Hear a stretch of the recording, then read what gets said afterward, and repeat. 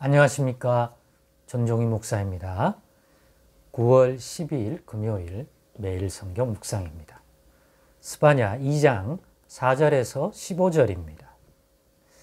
가사는 버림을 당하며 아스글론은 폐허가 되며 아스돗은 데낫에 쫓겨나며 에그론은 뽑히리라. 해변 주민 그렛 족속에게 화 있을진저 블레셋 사람의 땅 가나아나 여호와의 말씀이 너희를 치나니 내가 너를 멸하여 주민이 없게 하리라.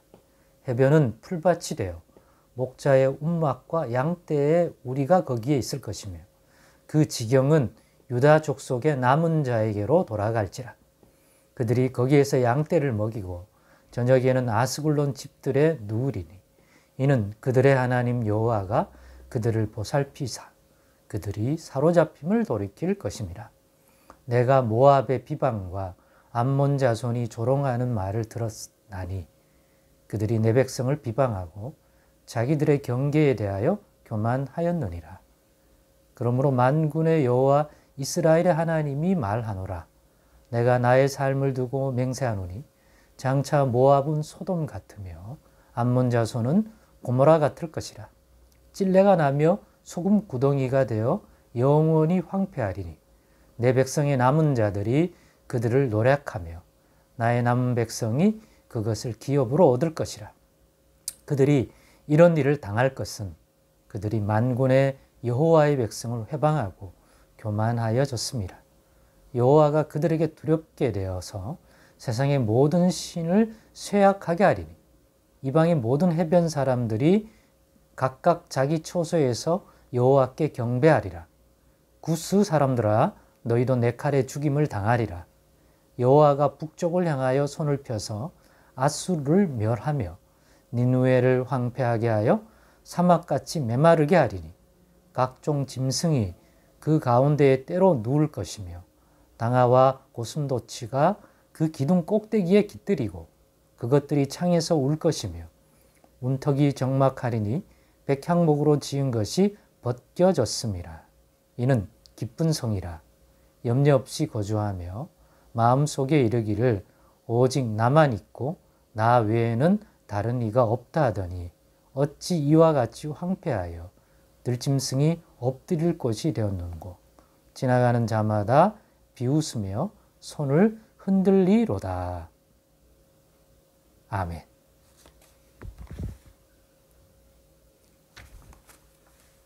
네, 오늘은 교만함은 하나님의 진노를 부른다 라는 제목으로 묵상 나눔을 갖겠습니다. 교만함은 하나님의 진노를 부른다. 오늘 본문은 스바냐 선지자를 통해서 당시 요시야 왕 때에 남유다 주변에 있는 그러한 민족과 나라들 같습니다. 보면 블레셋 족속들, 그 다음에 모압과 암몬, 또 아래쪽으로는 애굽 쪽에 있는 구스, 그리고 당시에 패권을 가졌다고 할 수 있었던 아수르까지 언급되면서 오늘 본문은 그들에 대한 하나님의 심판에 관한 내용을 예언의 말씀으로 받아서 전해주고 있습니다. 그 중에서도 모압과 암몬이 하나님의 진노와 심판을 받는 이유는 그들이 하나님 백성인 이스라엘 백성에 대하여 유다 백성에 대하여 교만해졌기 때문에 그 교만함이 만들어낸 행동들에 대한 하나님의 진노가 심판으로 보응되게 나타날 것이라는 내용입니다. 그런 걸 보면서 교만에 대한 하나님의 반응을 좀 묵상해 보았고 또 신약에 보면 베드로전서 5장 5절과 야고보서 4장 6절에 보면 동일한 그러한 말씀, 진리를 가지고 베드로 사도도 당시의 성도들에게, 초대교회 성도들에게 또 야고보를 지었다고 야고보를 쓴 것으로 아는 그 사도도 동일하게 이렇게 가르쳐 줍니다. 하나님이 교만한 자를 물리치고 또는 대적하고 겸손한 자들에게는 은혜를 주신다는 동일한 내용을 가르쳐 주거든요. 그것과 오늘 이 스바냐서 본문의 모압과 암몬에 대한 심판. 블레셋이나 구스나 아수르는 아닌가? 똑같습니다. 그들이 교만함을 분명히 가지고 있습니다. 특별히 하나님의 백성인 이스라엘과 유다에 대해서. 왜 가질까요? 이스라엘과 북이스라엘과 남유다가 자기들보다 뛰어나고 군사적 힘이 세거나 경제적 부가 크거나 기타 등등 우월하다고 그랬으면 그런 마음을 안 가졌을 것입니다. 그런데 이때 유다와 또 북이스라엘 같은 경우도 마찬가지입니다만 이미 멸망을 받은 시점이라고 볼 수 있지만 결국 하나님이 자기 백성임에도 불구하고 그들이 가진 죄악, 의의 하나님인 여호와께서 이 백성의 불순종, 하나님께 대한 그러한 불순종, 그러다 보니 하나님이 뜻이 담겨주신 율법과 계명과 선지자들을 통해 주셨던 율법의 말씀들을 다 거부하고 자기 힘으로 살겠다는 교만한 생각과 아집과 회개하지 않는 그러한 강팍한 마음과 불의를 행하는 것에 대한 심판으로서 유다와 또 이스라엘 백성들에게 하나님의 진노의 손으로서 그들이 약해지고 그들이 심판을 받는 거죠. 그러니까 우리 하나님은 자기 백성이라고 해서 무조건 내 백성이니까 잘못해도 잘못한 게 아니야. 세상은 그렇잖아요. 다른 사람한테는 냉정하고 이성적이면서도 자기 잘못은 잘못으로 여기려고 하지 않고 감싸려고 그러잖아요. 공의롭지가 않지 않습니까? 그 대표적인 표현이 내로남불 아닙니까? 그러나 우리 하나님 여호와는 우리 하나님은 내로남불이 아닙니다. 자기 백성이 보기에 공의롭지 못하고 불법하고 악하다? 그러면 이 하나님을 모르는 이방인들에게 여호와를 믿는 이스라엘 백성들이 하는 일이 형통하지 아니하고 어떤 약한 모습을 보이면 여호와 하나님도 업신여김을 받습니다. 그럼에도 불구하고 자기 백성의 허물과 죄, 불이 그냥 넘어가지 않습니다. 그래서 하나님이 오히려 이방 나라를 막대기로 써서 이스라엘과 유다와 예루살렘을 치시는 거죠.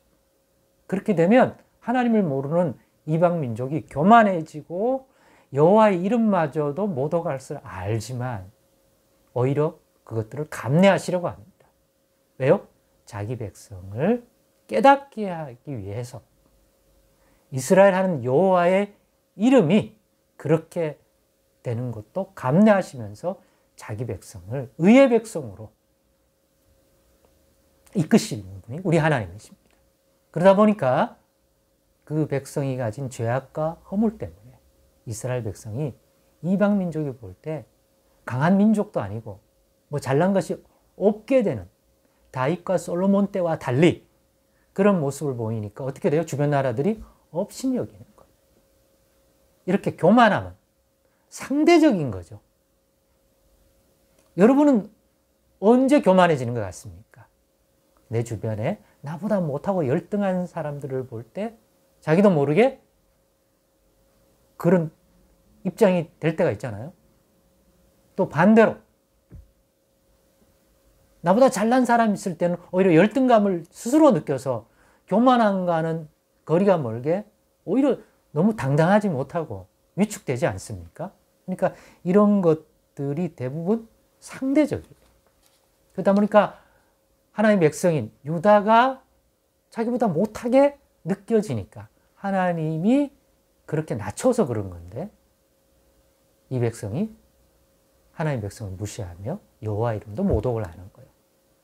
그 이유가 뭡니까? 교만해져서 그런 거예요. 교만이 뭡니까? 내 주변이 나보다 못하다.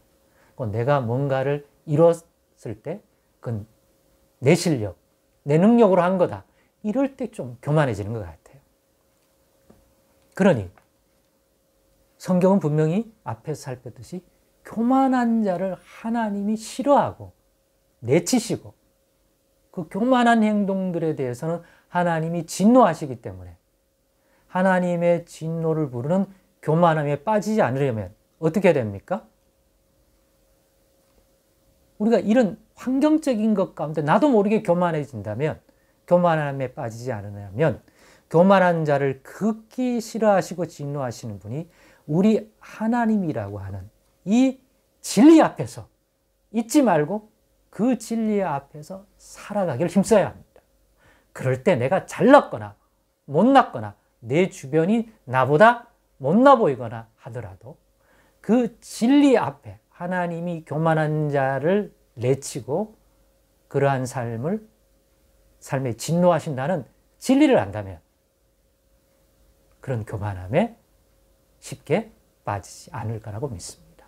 오늘의 묵상을 통하여 하나님이 진노하시는 교만을 부르지 않는 인생이 되려면 어떻게 살아가고 어떤 중심을 가져야 할지를 묵상해보고 깨닫는 나눔의 시간이 되었기를 바랍니다. 기도하겠습니다. 하나님 감사합니다. 오늘의 말씀도 마음에 깊이 담아 주의 말씀, 주의 교훈을 따라 분별하며 살아가게 인도해 주옵소서. 예수님의 이름으로 기도드리옵나이다. 아멘.